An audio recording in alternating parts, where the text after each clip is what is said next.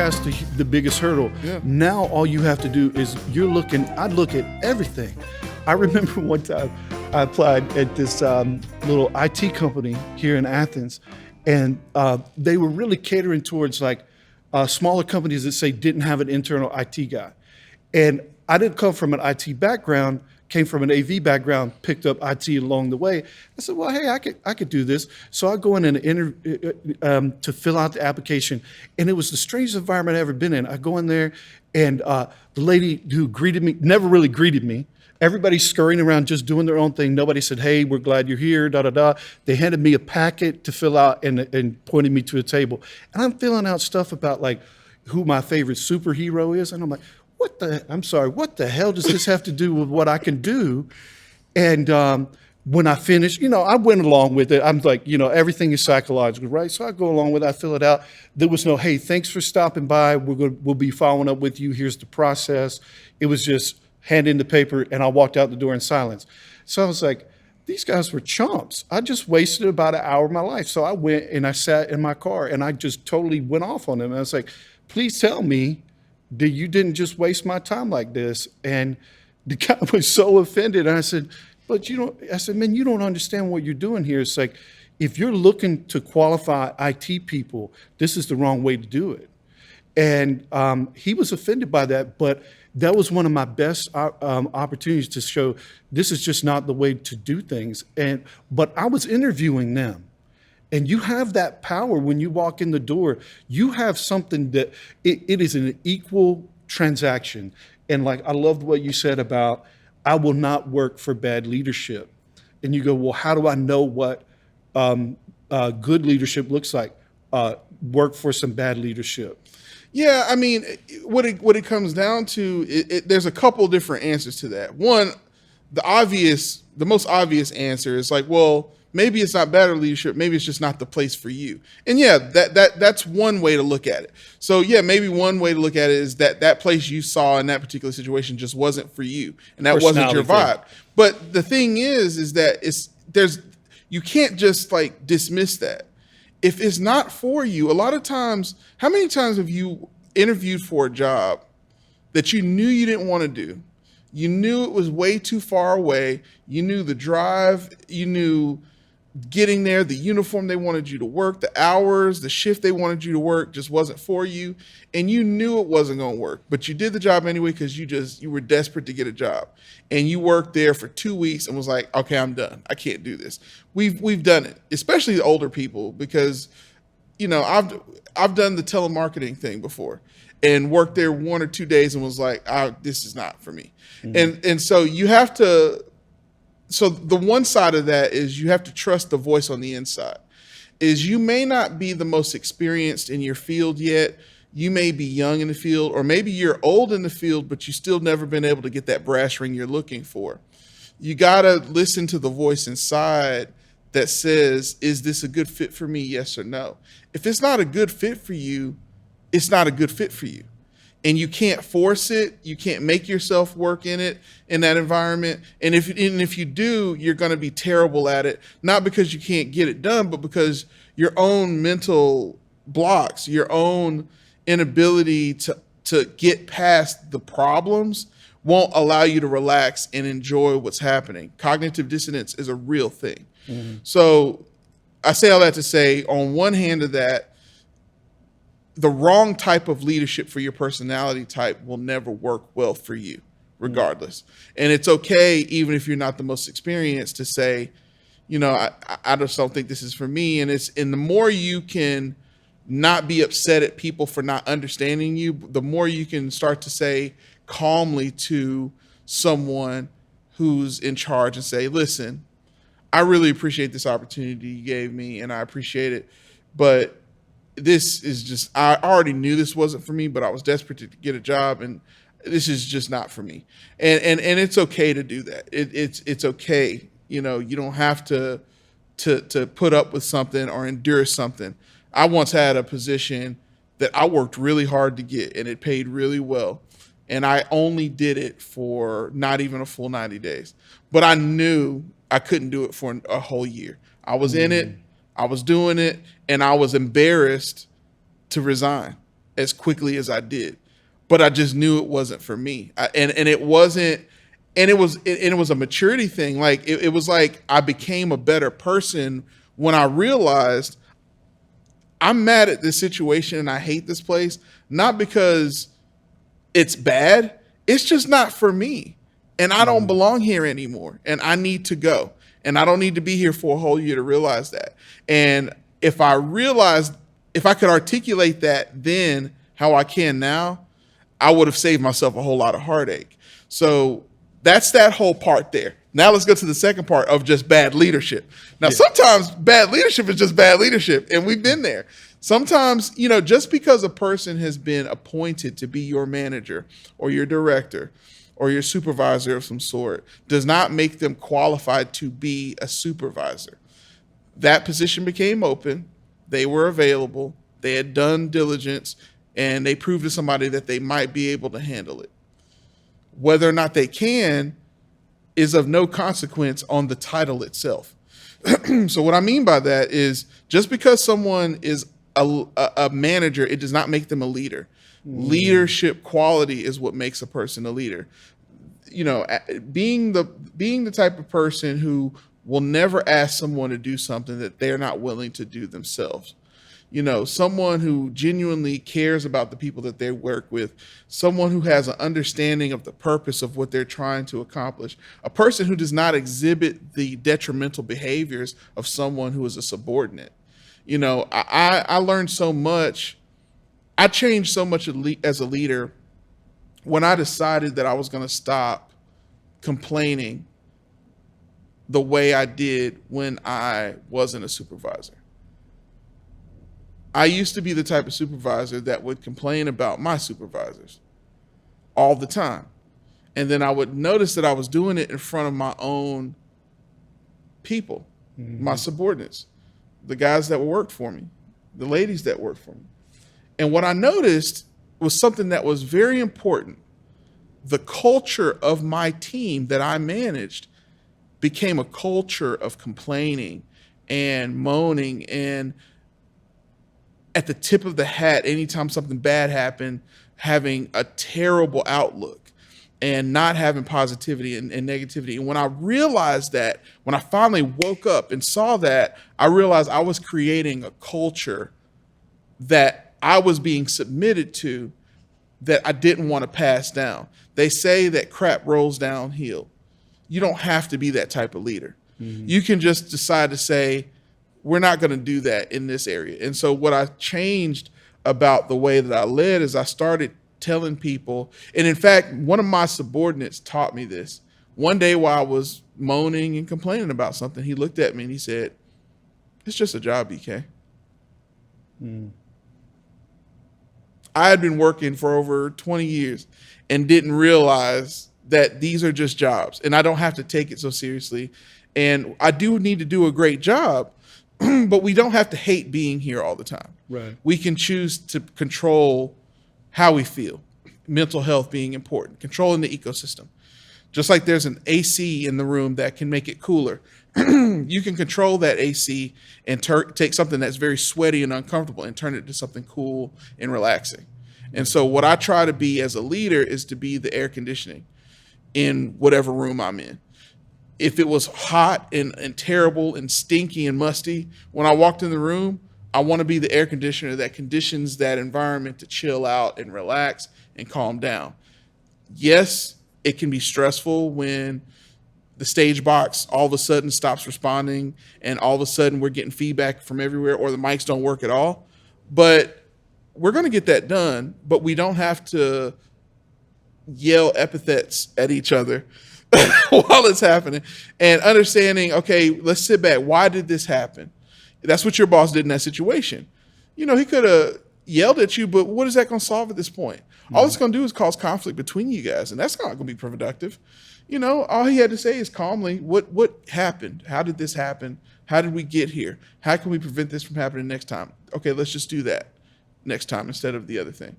So great leadership, I say all that to say, is great leadership is not boastful. It checks itself. It understands that we're here to do a job. You're here to get a check, and it's okay. That if that's all you want to do is come in and get your check, that's fine. But if you want to do a little bit more, we can do a little bit more too. But let's not stress each other out. We'll probably spend more time in this room together than we will see in our family. So Yeah, let's absolutely. enjoy this time while we're here. No kidding. You know, we talk about here at the Morton, we have two rules. We're going to work hard and we're going to have fun. And I think it was unique to me to come this far in my career and have the freedom to create that culture. After experiencing a lot of different things and then finally going, this is the kind of environment that I work best in. And I feel like this could be the kind of environment that other people would want to work in as well. I think you've hit on so many things. You know, I'm thinking about there's so many, I think, myths or even aspects to the AV world that people don't think about. Can you think of anything, other things like myths or misconceptions or misperceptions about, what AV is like? I have a You big brought in one. the Yeah. kind of the whole customer service aspect, but I know So- there's more to that. Well, I think I think rather than myths or misconceptions, I think the way my brain kind of operates is I think in terms of updates to the operating systems. And I see each individual person as an operating system and what critical updates and applications they need to add to their operating system to be able to do the things I needed to do. If I buy a brand new laptop and then I look at it and I say, go video edit, it's going to stare back at me with no response because it's not a person. It's just this thing that's sitting there. But if I invest time into giving it the things that it needs, then it will then have the applications and the capabilities to do what I need it to do. So understanding that I'm constantly augmenting who I am so that I have the abilities to ascertain and compete and do the things that need to be done so that I can be of service to my clientele and to those at large that are counting on me to do a great job. So I say all that to say that it's important that when you're going out into the audiovisual world, you don't silo yourself. I remember I was once interviewed for a position in corporate audiovisual, and someone said, well, what would you say you are? In corporate audiovisual theatricals, if you don't already know, typically you're a certain type of technician classically. So you'll say I'm an A1 or a V1 or a V2. So you're saying I'm an audio 1, 2, or 3. And typically 1 is at the very top, so you can engineer. 2, you're like an operator assist. And 3, you're just an assist. You're not really able to work by yourself on some things. And then another person, you may say, I'm just a stagehand, meaning that I can do some audio visual, but don't put me in charge of anything. Mm-hmm. So I remember interviewing once and someone said, well, what would you say you are? And I said, at the time, I said, I'm a L2, A1, V1. And they said, but which one? And I said, all 3. And they said, well, that's impossible. And I said, what you mean? They said, well, which one do you prefer more? I said, I don't have a preference on what technology I run. I don't care. I just do technology. I operate mixing consoles. I'm a projectionist. I do video mapping. I can work any audio console you put me in front of. I can hang a line array. I can rig. So I don't understand what you mean. So it's like they wanted me to silo myself so they can understand what I'm doing. And the thing is, the audiovisual world is going in a completely different direction. Actually, the audiovisual world is going to where you need to really have 6 areas. And I just put myself on the spot right on camera. But you need to have 6 areas of training. You need to have lighting, audio, video, rigging, theatrical, and power. Mm-hmm. 6. So you need to have all of those 6 areas, and more audiovisual companies are starting to understand that it is possible to be competent at all of them. You may specialize in one or the other, but you need to be able to do all of those things. And when you can really understand what the competencies of a master level audiovisual technician is, then you understand what really is the mastery of audiovisual in all aspects. Because outside of corporate audiovisual, you have theatrical, you have cinematics, You have even things outside of that. One of my best friends started off in broadcast and went to school, got the degree in mass comm, and was working at one of the top 10 news stations in one of the top 10 markets in here in the United States. And he worked there for a long time, was making decent money, and then one day decided he wanted to become a pilot. I know exactly what you're talking about. Yeah. And what was crazy about that is he went and became a pilot. He's a captain now. But what he didn't expect is that his journey that he did a documentary series on became one of the best ones out there because so few people in that industry had the technical knowledge that he has. So the next step of evolution for the operating system of an audiovisual technician is to understand that your talent then gives you the ability to be your own business. You don't just have to be this technician that's putting money in the pockets of these other people. You can one day decide, you know what? I really enjoy cooking. Wait a minute. I'm an audio, video, and lighting person. I'm going to build a studio talk to my wife. Hey, I'm going to take the dining room and I'm going to do something crazy. I'm going to turn it into a cooking studio. Okay, fine. We do it. Now we have our own studio. Now we can film our own cooking shows right there. And we don't need to hire anybody to come in and do it. I can just come downstairs, put on some clothes, wash my face, pick my hair out, make sure I'm camera ready, and I'm filming myself with everything. So as an audiovisual technician, understand the empowerment that you have all of this knowledge that you can do something with. You don't just have to be the person behind the camera. Mm-hmm. You can turn that camera on yourself and become your own TV show right there. I always said, technician and creativity, they blend together. They're the content creators and those that support content creation. A lot of times those lines cross. You hit on the silo thing, and for years I've been trying to get around to writing this book, but one of the concept, the way I say it, is to be deep and wide. There is something that you're gonna latch on to one of those in this audiovisual world. You're gonna latch on to one of those 6 or 2 of those 6 things, and go, man, I really just love lighting. I just really love being behind the camera, and you may deep dive on that. Because it's easy to put that on a business card, or easy to put that out on a website. How presumptuous it is sometimes for people to go, well, you can only be one thing. I go back to what we were earlier talking about, how competence and confidence and putting yourself at adversity. I was never in a position where I could be that liberal with my life and go, oh, I just want to do audio. Yeah, I went to school. Yeah, I just went to school and studied audio, and I was so focused in my study. I wanted to be an audio engineer in a studio, which is an even smaller niche. Yeah. And I remember I get almost to the end of my degree, and the guy who's running the studio, I was at Bobby Brown's studio in town, and he goes, you realize that the degree that you're getting has about a 4% placement rate. And I said, what the hell are you talking about? And he goes, to get a degree to be an audio engineer and then to go land a job as an engineer in the studio, he said, you got about a 4 or 5% chance. That was my wake-up call right there. The next step was going in and getting the job at Spivey Hall. When I got to Spivey, here I am with this audio degree in an acoustically perfect environment.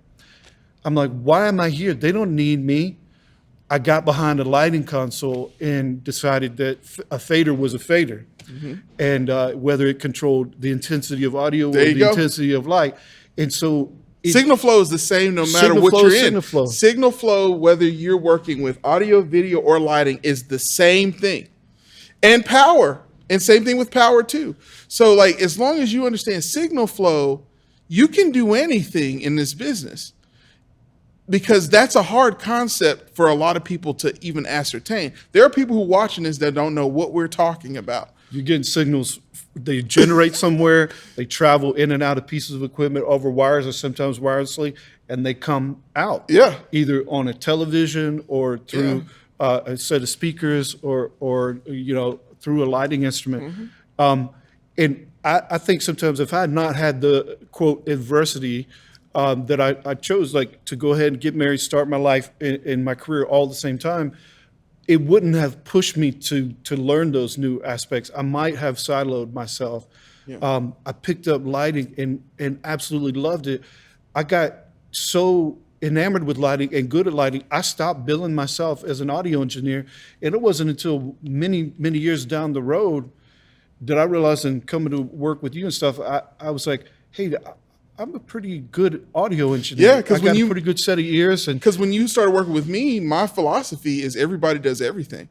Yeah. See, the thing is, I choose to empower people to not silo themselves, because you never know what check you're going to have to cash to eat. yeah, You never know what thing may put you out of getting a job. So if you can do it, see, there's this old adage of being a jack of all trades and master of none. But in this world of technology, you can be a master of all trades if you really want to be. Mm-hmm. But you got to have the gumption, and you got to have the fortitude and the endurance and the stamina to keep up with it. So, I really push myself to really keep up with what's going on, and not just within the trends of the technology, but where the business is going, the psychology of the people who are the gatekeepers. Because the more you start to understand that, like James Brown used to say it, what are you playing? It's a saxophone. No, what is it? It's a drum. What are you playing over there? It's a bass guitar. No, what is it? It's a drum. The more you can understand that all pieces of technology are just pieces of technology. Mm-hmm. They all have signal flow. They all work in a very similar fashion because they're using electricity. So if you can break it down mentally, obviously there's more nuance to it than that, but if you can break it down so that you're not as intimidated and you can understand, okay, I can do this, then you can conquer it and you can get over it. Because what happened is, when you were over at Spivey, you started feeling how non-essential you were. That's what you didn't say it that way, but that's what you get in this job and you're like, I don't understand why I'm here. And because you're a smart guy and you do critical thinking, it's not hard to do 2 + 2 equals, they can just decide they don't need me around here anymore. Let me start picking up a mop or something. Let me do something else that, we would fire him, but he also cleans the bathroom. So, you never know what's going to keep you still going. I started picking up lighting instruments. My office was off the back of the loading dock. I was in a storage room, and the pipe organ was right beside. They'd fire that thing up. I had to leave my office. But they had a bunch of old lighting instruments. I didn't know the difference between an ellipsoidal and a par. I didn't know what a lens was. I didn't know what a color gel filter was, any of that kind of stuff. I started tearing those things apart with very little guidance. Yeah, Google was just coming around, web crawler and Yahoo. Y'all are not even going to know some of the names of these things that we Televista, Alta Vista, Ask Jeeves. Yeah, the doo-doo-doo-doo-doo. Yeah, that was for real. We had to wait for information to come to us. But, and a lot of it was that just tinkering, and then, they'd hire in, say, a lighting designer to come in and do a show, and I would end up being the lighting tech for him or her because I was already on staff and they weren't going to spend any extra money. So guess what? I got really fast at programming that board. And let's go back to that. See, attitude is so important, because attitude, as my grandma says, determines your latitude. Now, don't actually examine scientifically what I just said, because geographically that makes absolutely no sense. But let's go with it, because she's an old country lady and it makes sense. Attitude determines your latitude, meaning your attitude determines where you're going to end up on the map. So you could have blown yourself out of the water by complaining. There's so many of us, when we're asked to do something outside of our job, our attitude say, well, I'm not being paid to do that. It ain't my job. But if you're the type of person that can understand, you know what, let me see what this is about, you can make yourself indispensable. Yeah. My goal was always, I'm going to find a way to be useful. Yeah. And so, and I learned appropriate times to ask questions. When that lighting designer is in the middle of the stress, it's not the time for me to break out my question. Read the room. Now, after that moment has passed, I can pull that person to the side and go, hey, why did we hang that instrument right there? Why did you have me drop that gel there? What is the best use of an ellipse? How do you know when to use a Fresnel versus a par versus an ellipsoidal?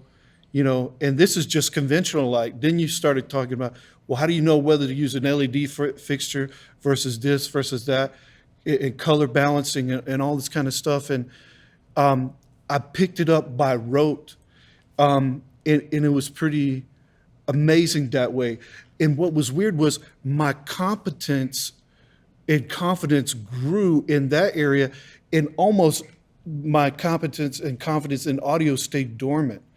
And I think sometimes if I had had a similar type of experience in the path in which I learned audio, it might not have taken me so long to get back to it. Now I feel like I can step in front of a console and go, I'm not going to embarrass you. I know how to ring out a room. I can ring out a microphone. I understand when to drop a compressor on something. And that's the blessing of now is I'm going through a situation right now, the blessing of being in the time. And that's not a religious statement I'm saying. I'm saying blessing. I'm saying the fortuitousness of being in the time in which we live. You have to recognize it, because if you don't recognize the advantages of living now versus 17, 20 years ago, you're missing out. Perfect example, during this pandemic, I was on furlough immediately. Income for me immediately just stopped overnight. As it did for many of us. Because I had gotten to a point where I was so busy in management with one company that it was an overnight transition. So instead of me continuing to try to fix that situation, I jumped to one of my other competencies. So I had time. There was a lot of things going on in the world. I immediately thought about my podcast that I had put aside during my growth toward management. I didn't have as much time to do my podcast anymore, so I put it on the back burner. So I pulled my podcast back out. There's all stuff going on with the pandemic and all kind of social and civil unrest. Called my podcasting partners and my producer, James. I was like, let's get together and let's do a live stream.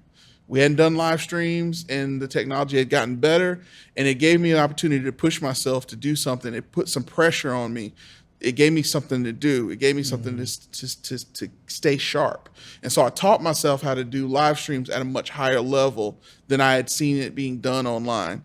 And as a result, I was doing these Facebook Lives. And because I had to do that, the Pro Effects console that I had was actually back at my office.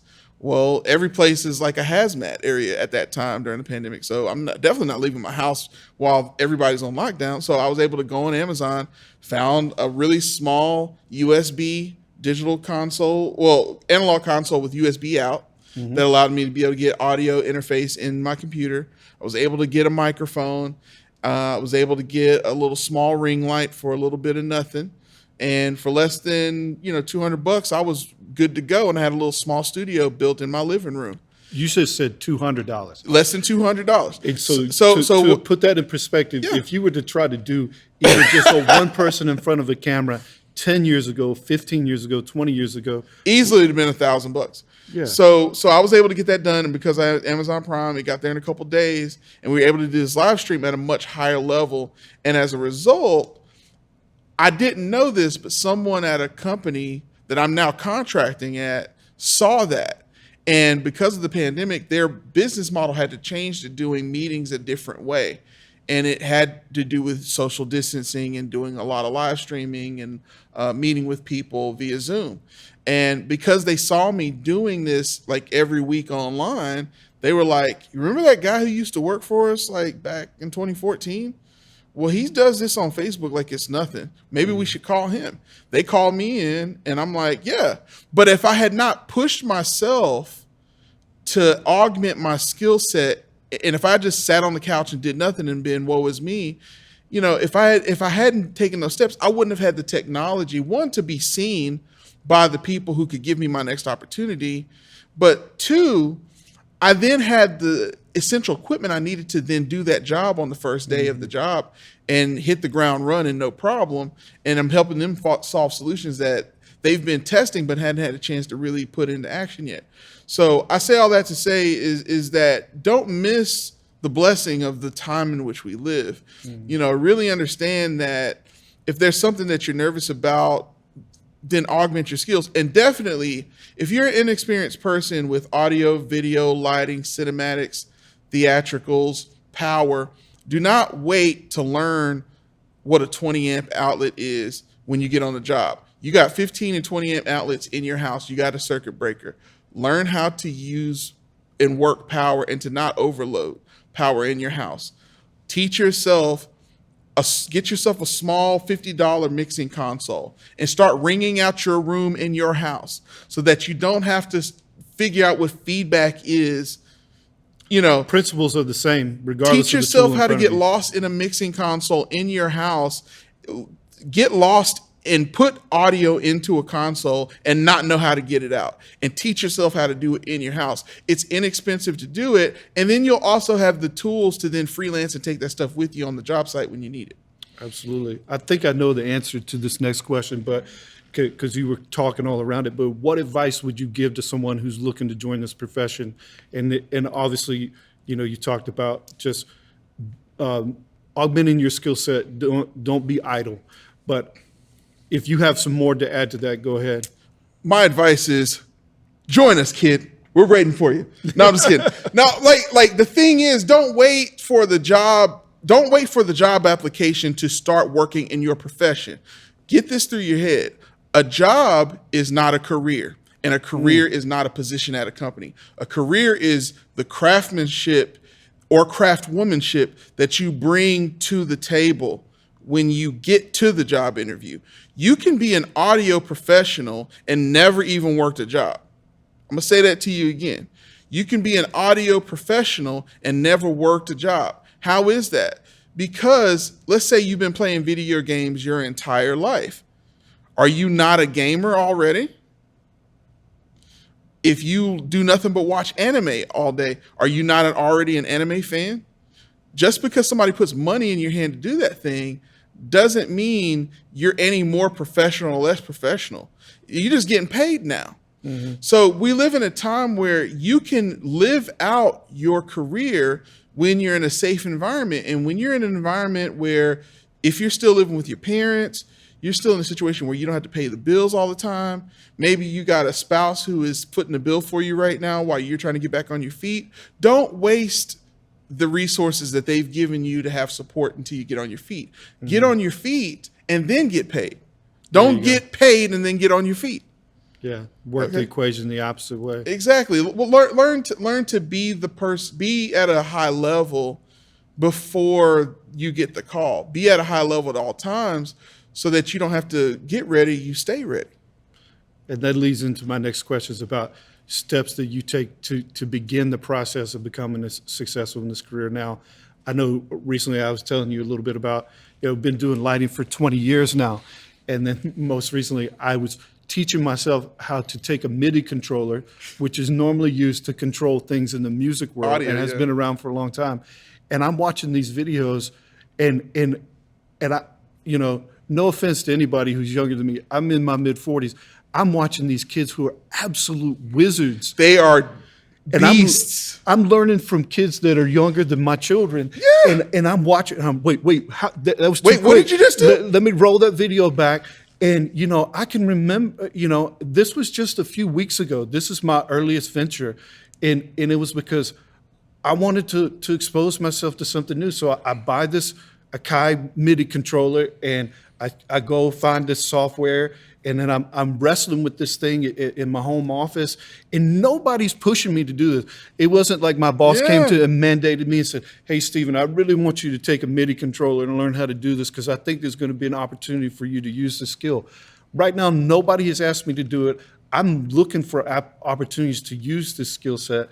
So I get in front of it and I'm wrestling with it and I'm frustrated. How do I even get a DMX signal out of my computer and into a USB and out to a fixture? I've been doing this 20 years. I know how DMX controls a light.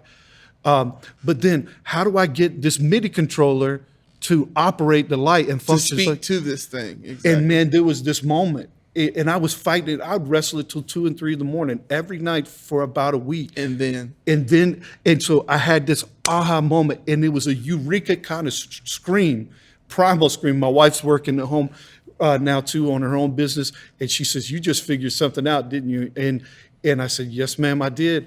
But you know what's amazing, to link that all the way back to the first time she pushed me a little bit out of the nest. She's like, I knew you would. Yeah. And it's like, you need those people that are quietly confident. You know, our need to feed our ego a little bit never really goes away. And you're only one bad show, one bad experience with the client away from looking yourself in the mirror and going, I don't know what I'm doing anymore. And, you know, the technology, like we said, the speed at which things travel, if I'm not constantly challenging myself to learn something new and then go figure out how to use it, you know, somebody's going to pass me by. And that's the exciting thing is now, you know, I have these young cats nipping at my heels. And one day, one of them is going to be sitting in my chair. And it would make me so proud to see one of them do that. Because that's the reality, is that you can't do it forever.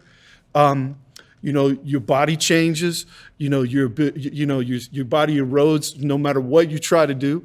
You know, I don't want to be 60 years old, you know, climbing to the top of a grid, or maybe I do. But I want to have options. But the great thing about it is, and again, it goes back to the soft skills. If you don't get anything else from this talk, you should at least get that the most important pieces of competence that you gain are the soft skills, and it's dealing with people, being mentally tough, and having the ability to endure adversity and hardship and sadness and moments of low confidence. You know, yes, there's going to come a time where we can't do the things physically that we wanted to do, or maybe it's just not our time anymore. Maybe it's time to let that next person in. But the great thing about being a good leadership and being an authentic leader and being a good team member is that I tell my team members this all the time now.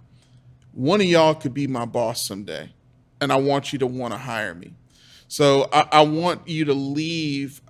I love the fact now, you know, when you're a leader at a lower level mentally, when you're vibrating at a low level as a leader, and you don't quite understand what you're doing, and you haven't really gotten there as a leader into that 10,000 hours of mastery in leadership, you know, there comes times where you're trying to deal with your team and one of them wants to leave, and you feel betrayed, and like you get upset, or somebody comes in late and you're angry because you need things to be a certain way and you want to control, and you don't deal with change very well.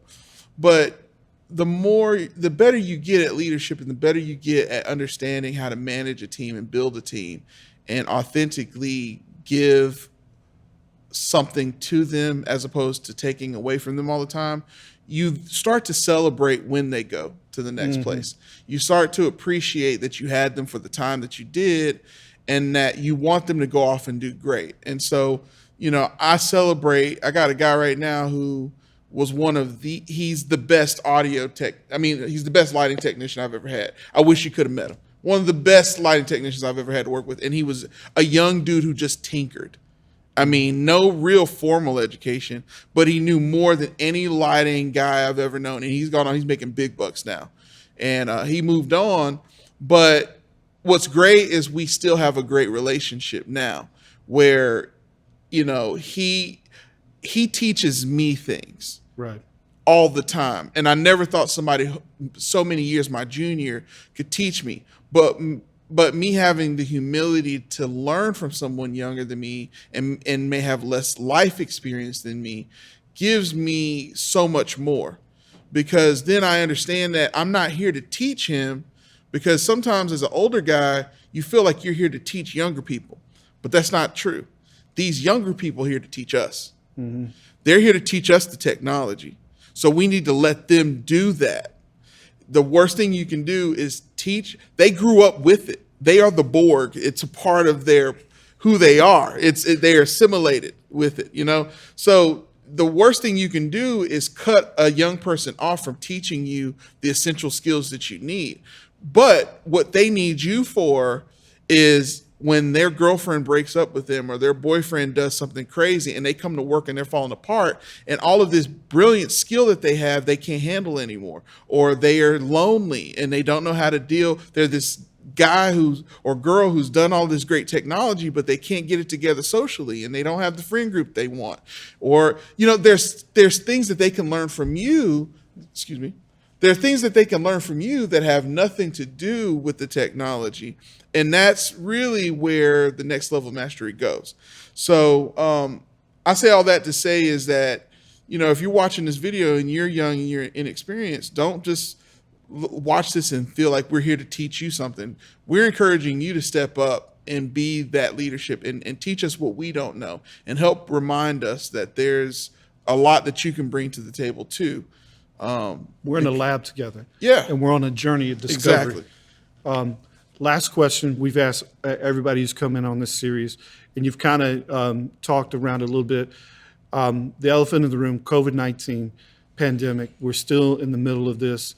How has it impacted you as an AV professional? And then I'm just going to dovetail two for one. It's like, what advice would you give to anybody who's trying to get in this business, currently in this business, trying to mold themselves into something new? Some nugget that you could leave us with. At the risk of using a term that has been overused by politicians these days, we're in an unprecedented time. And I've seen revenue streams just dry up overnight that I would have never imagined. And I've seen investments in companies that I would have never expected to be the next big thing. If you had told me 5 years ago that Zoom would have been the company I should have had my money in on stock before COVID, I would have told you you're crazy. But Zoom is like the next big technology right now. Mm-hmm. So, and same thing with Amazon. I mean, we thought Amazon was already big. Imagine how big they are now just on the grocery getting aspect of things. Unbelievable. You know what I'm saying? So my point in all of that is to say that what COVID has really helped me understand is I've always had a sense, and we've talked about it during this talk, and I appreciate you for having me here.